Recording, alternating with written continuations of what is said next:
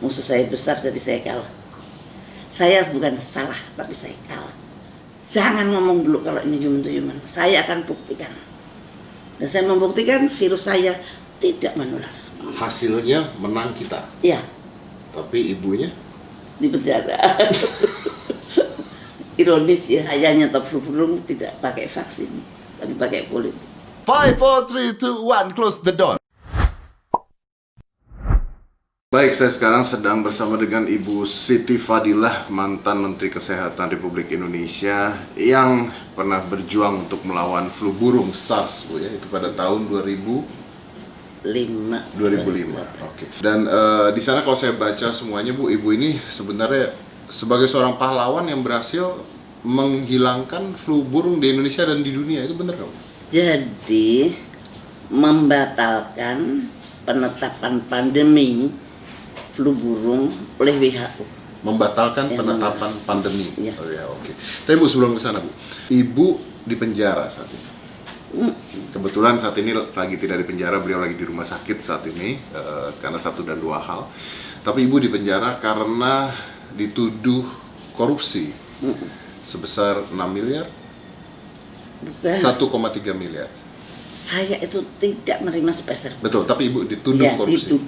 dituduh yang 6 miliar itu adalah kerugian negara yang dilakukan oleh eselon 2 saya. Dan eselon 2 saya sudah membayar lah dan dia tidak dihukum.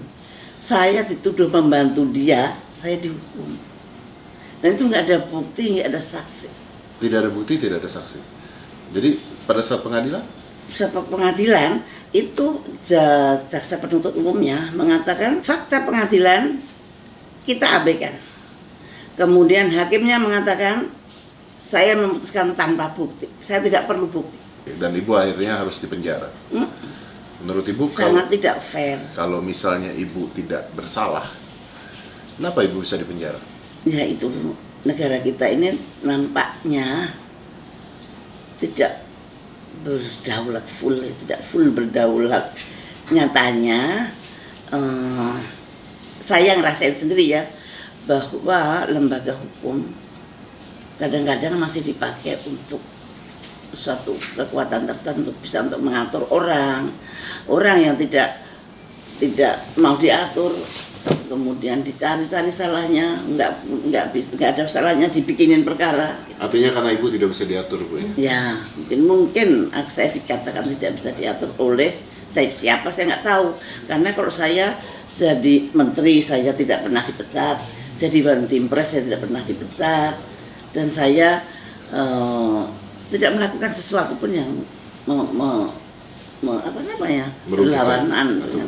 Ibu ini kan di mana-mana berita yang tersebar adalah Ibu mengatakan jangan menggunakan vaksin dari Bill Gates. Menurut pengalaman Ibu, kenapa? Ada sesuatu yang aneh gitu untuk saya ya. Saya ikutin Bill Gates ini di forum ekonomi di Davos. Di Davos itu selalu ada forum ekonomi, kalau nggak salah awal tahun itu, awal tahun itu ada suatu forum ekonomi internasional. Di sana Bill Gates menjadi pembicara utama. Dia di situ menggebu-gebu bahwa nanti akan ada pandemi. Ya, saya juga nonton. Nonton. Nah, anehnya dia mempersiapkan vaksin, bahwa selalu pandemik selalu ada vaksin. Kalau pandemik penyelesaiannya pada vaksin. Kenapa nggak pandemiknya yang dihentikan? Kenapa mesti dibikin vaksinnya gitu loh? Mau ya jangan sampai terjadi pandemik. Gitu. Satu, ini kan bukan dokter dia itu. Dia nggak pernah sekolah kedokteran. Kenapa dia begitu fasihnya menganalisa akan terjadi pandemik, menganalisa dunia akan butuh vaksin sekian miliar. Untuk saya itu suatu hal yang tidak masuk di akal saya gitu. Ada apa sih ya? Dia kan pebisnis, dia kan ahli komputer, mungkin dia ahli virus di komputer mungkin dia, tapi kok virus di manusia kan berbeda gitu. Nah itu saya waktu itu tahun 2017 hanya saya kumpulkan saja Nah, begitu terjadi, saya bongkar kemarin. Ibu membongkar ini tahun 2017. 2017 Apa yang dibongkar sama saya ibu? batin doang, tahun 2000 terus saya ikutin, betul nggak ya? Kapan ya ada pandeminya? Kapan ada pandeminya? Dan betul, ternyata ada pandemi betul, yang sebetulnya tidak terlalu berat seperti flu burung. Flu burung itu 1 hari meninggal, 2 hari meninggal. Kalau ini masih banyak hari. Ya, Ibu bukannya pada saat flu burung itu Ibu sempat bersikeras dengan WHO pada saat itu kan? Dan Ibu menang pada saat itu. Iya. Ibu menang dari Iya, WHO. iya. Karena WHO berhasil kita reformasi. Ibu berhasil mereformasi WHO Iya, pada saat itu. iya.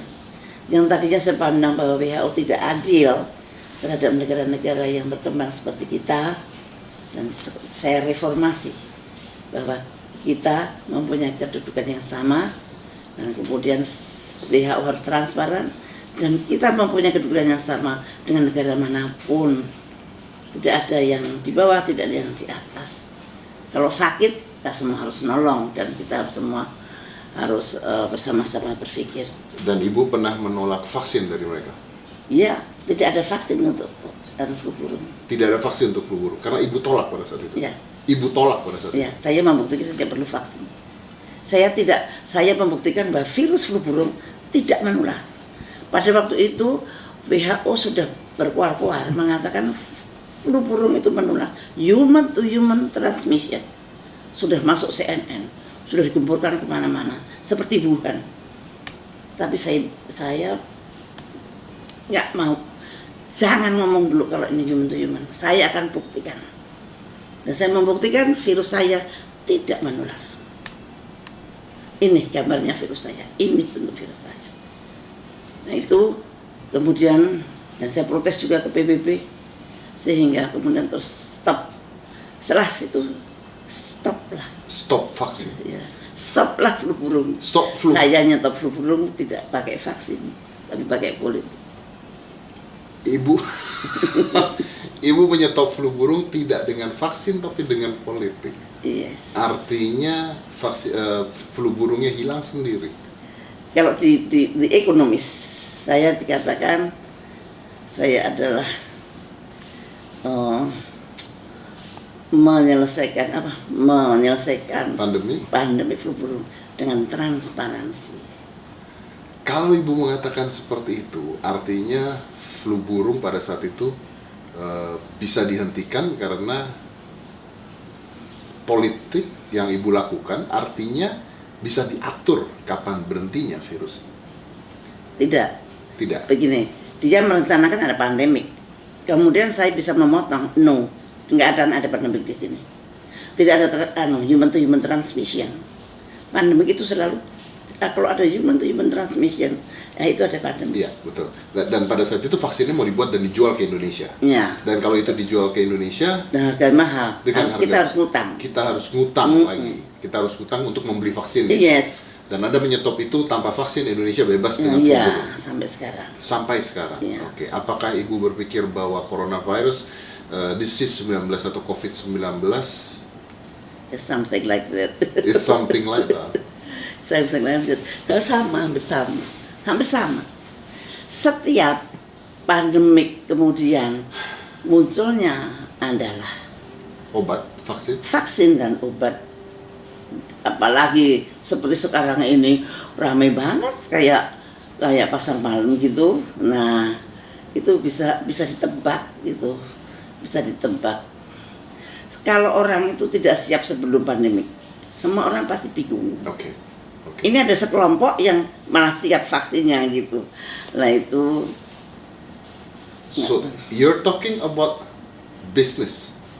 Ya, bisnis. Kalau pandemik itu munculnya adalah bisnis vaksin atau komersialisasi vaksin, maka bisa dipastikan akan terjadi pandemik yang akan datang. Hati-hati. Kalau ada komersialisasi vaksin diperjualbelikan, artinya virus diperjualbelikan, maka pasti si industrialis vaksin ini akan menyusun kekuatan baru untuk mengadakan pandemik Berikutnya. Karena panen, kalau pandemik panen. Dan nanti kan dia bikin pandemik terus loh. Ya, ada keuntungannya sama seperti kalau perang kan sebenarnya Iya. jual beli senjata Iya. dan sebagainya, makanya akhirnya jadi menurut Ibu bahwa ini adalah biowarfare? Ya, tapi saya tidak bisa membuktikan. Tidak bisa membuktikan. Ya. Apakah Ibu merasa bahwa virus ini dibuat oleh sekelompok tertentu? Mungkin saja. Mungkin saja. Mungkin saja. Mungkin saja. Mungkin Cina itu korban, Amerika juga korban. Kalau Cina korban, Amerika juga korban, berarti ada kelompok yang membuat. Bisa jadi. Kemungkinannya menurut saya itu perkiraan saya. Perkiraan. Belum tentu betul, belum tentu benar. Belum. Belum tentu salah, belum tentu benar. Ya. Tapi kalau menurut Ibu sendiri, ketika ini kan virusnya sudah ada. Kita Indonesia harusnya seperti apa kalau seandainya Anda saat ini adalah Menteri Kesehatan? Indonesia harus mandiri membuat vaksin sendiri. Kalau perlu vaksin, kalau nggak perlu vaksin tidak perlu dibuat. Kita juga, orang Indonesia itu antibodinya tinggi pada waktu flu burung. Itu antibodi orang Indonesia itu sangat luar biasa. Jadi. Nah, Dan kita mampu buat vaksin sendiri, Bu? oh Pak, mampu lah. Tidak perlu beli. Ekman bisa, Surabaya juga bisa. Kemudian BPPT Jogja juga mungkin bisa. Tapi sekarang fokusnya di Ekman. Menurut saya yakin mereka bisa. Ibu yakin kita mampu membuat Ya, vaksin mampu. sendiri. Jadi tidak perlu bergantung dengan mereka yang menjual vaksinnya. Ya, Oke. ini yang agak ditakutin atau dikhawatirkan oleh CEPI. CEPI itu adalah Coalition for Epidemic Preparedness Innovation. Ini yang bentuk juga Bill Gates. Jadi hampir semua lembaga yang akan membuat vaksin itu semua disupport oleh beliau. Nggak ada yang tidak di seluruh dunia ini. Di seluruh dunia, Nah, di seluruh dunia, tempat-tempat pembuatan vaksin ini hampir oleh Bill Gates menurut Ibu. Iya. Jadi Ibu mencurigai bahwa ini adalah buatan dia. Saya tidak mencurigai, tapi orang bisa berpikir sendiri.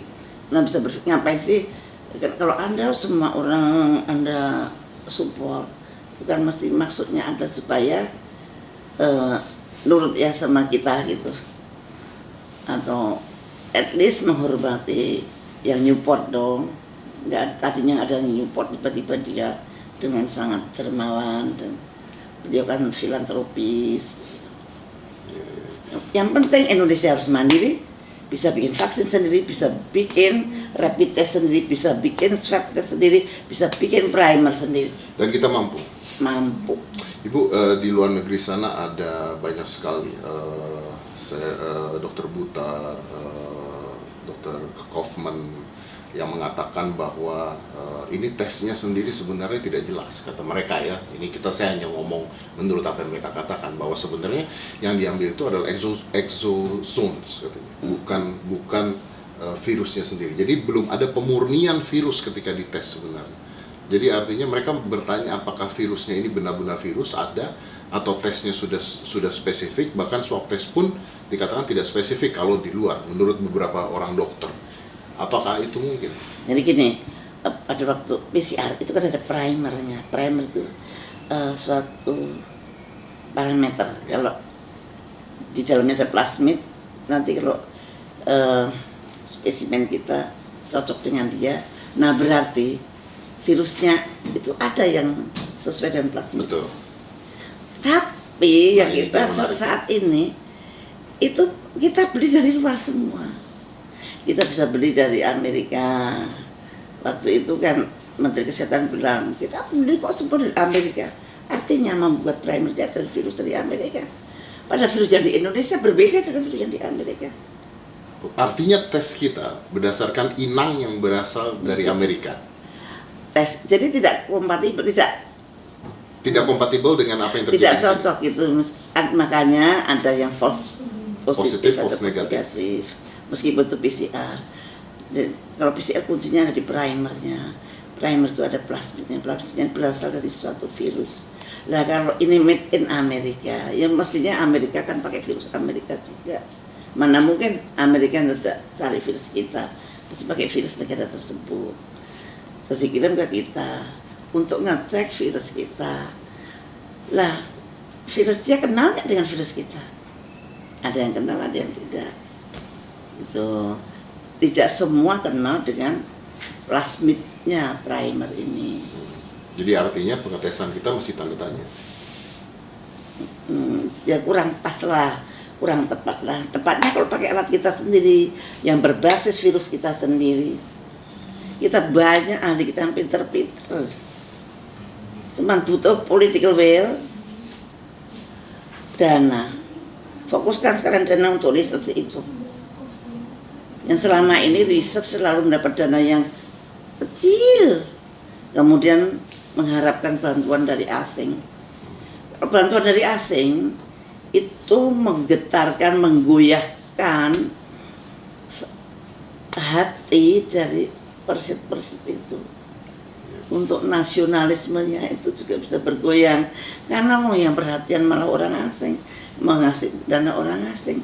Lama-lama dia lupa mana induknya, mana semangnya. Nah ini yang Indonesia itu riset itu masih terlalu kecil, padahal itu penting sekali. Kalau ibu mengatakan bahwa ibu pada saat itu di penjara akhirnya karena sebuah tuduhan korupsi, artinya kan semua yang ibu katakan itu mengandung resiko.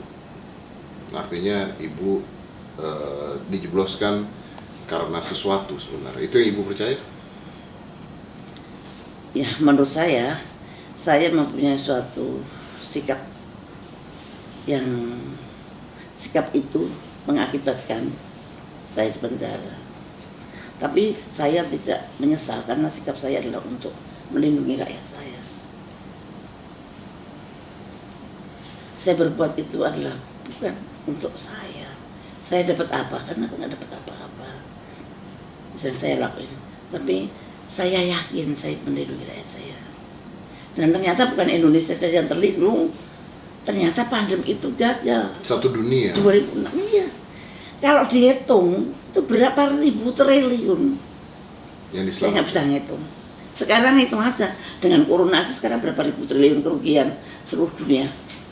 Apalagi kalau flu burung. Lah, yang saya terkesan sampai sekarang, lawong tidak menular kok WHO berani bilang menular. Pada saat itu. Dan ibu membongkar itu pada saat itu. Dan hasilnya? Membongkar. Dan hasilnya menang kita. Dan karena saya membuktikan secara virologi. Ya.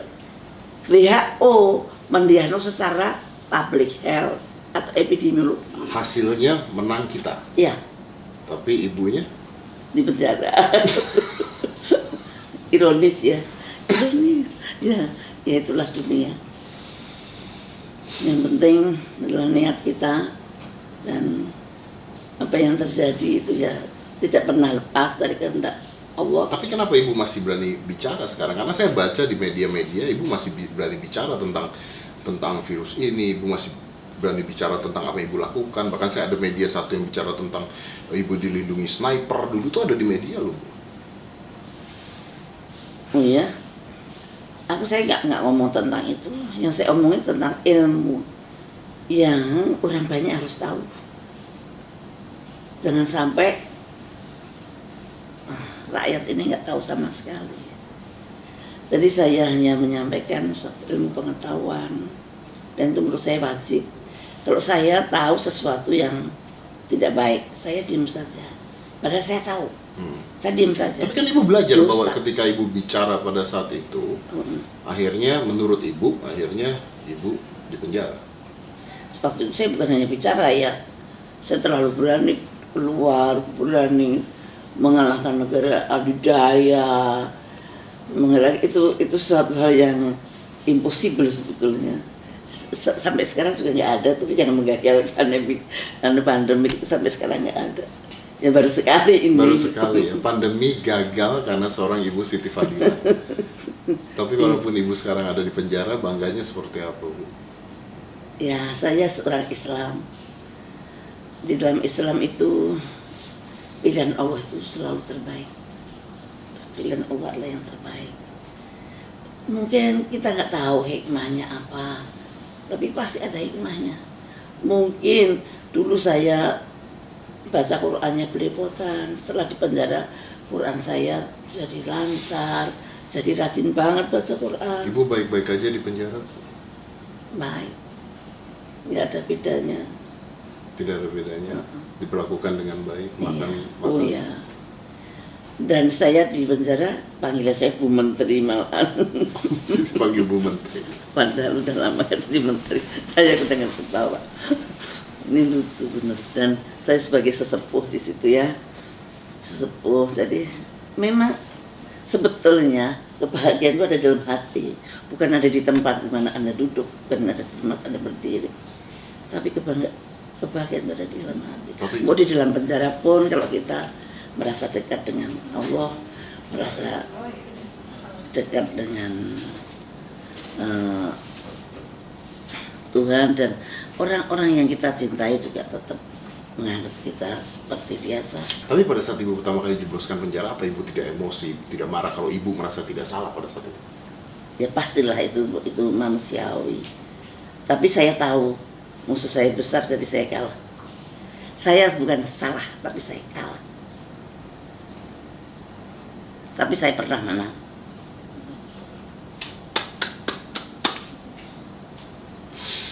Kalau dulu saya dibilang Pak Karni Ilyas, saya pernah, waktu itu belum ada ILC, tapi dia wawancara begini, lebih baik jadi harimau satu hari daripada jadi kambing seumur hidup. Dan Ibu pernah jadi harimau. Nah, sekarang jadi kambing apa? Sekarang Ibu berapa lama lagi, Bu, kalau boleh tahu masa tahanan Ibu berapa lama lagi? Nanti Oktober ini selesai, Bu? Ya, selesai. Bayangin kurang 4 bulan. Saya ini kurang 4 bulan sudah selesai. Di rutan saya ada corona. Saya ini kan high risk, umur sudah 70 tahun, mau 71. Saya punya penyakit Asma. yang bermacam-macam. Ada asma, ada hipertensi yang terkontrol kan obat-obatan, ada jantung yang iramanya nggak bener. Kok saya tidak dirumahkan?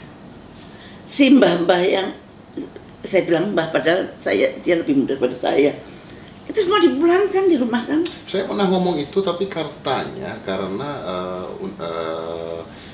pelaksanaannya adalah siapapun yang tertuduh korupsi tidak bisa diri. Ya, itu namanya PP 99. Ya. PP 99 itu memang itu berlawanan banget dengan HAM.